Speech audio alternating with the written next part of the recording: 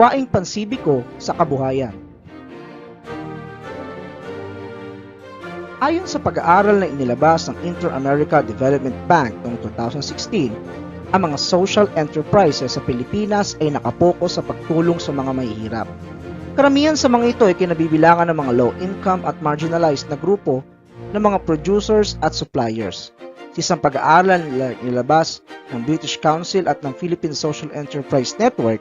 tinatayang 164,473 ang mga social enterprises na gumagana sa bansa na kung saan ang mga pangunahing layunin ay lumikha ng trabaho, mapababa ang antas ng kahirapan at mapabuti at mapalakas ang mga lokal na marginalized na mga pamayanan. Ang mga nasabing social enterprises ay kinabibilangan ng mga kooperatiba, mga microfinance institutions at iba pang mga grupo ng inisyatiba gaya ng mga Fair Trade Organization Network, mga social enterprises na pinasimula ng mga NGOs, mga maliliit na negosyo may malinaw na panlipunang adikhain, at mga sector-specific or area-based enterprises na tumutulong sa mga mahihirap na magsasaka, mangingisda, mga katutubong pamayanan, mga maralitang tagalungsod at mga kababayan nating may kapansanan.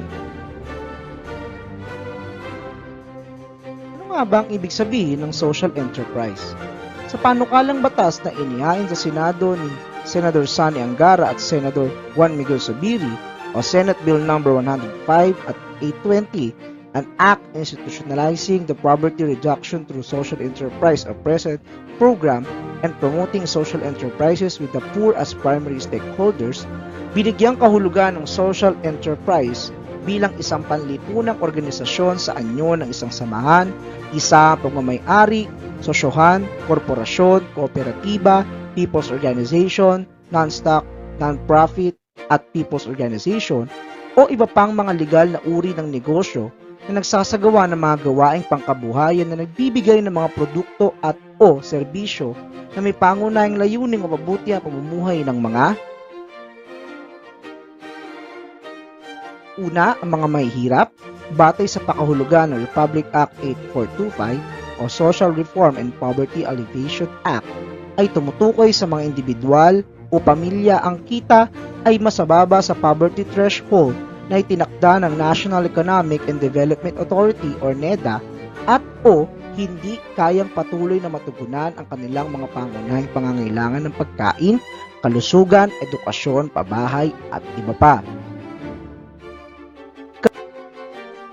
Dalawa ay ang basic sector, batay sa pakahulugan muli ng Republic Act 8425 o Social Reform ng Poverty Alleviation Act, ay tumutukoy sa mga disadvantaged o dihadong sektor ng lipunan na kinabibilangan ng mga magsasaka, mangingisda, manggagawa sa formal na sektor, at mga migranteng manggagawa sa informal na sektor, indigenous peoples, at mga pamayanang kultural, kababaihan, persons with disabilities o PWD,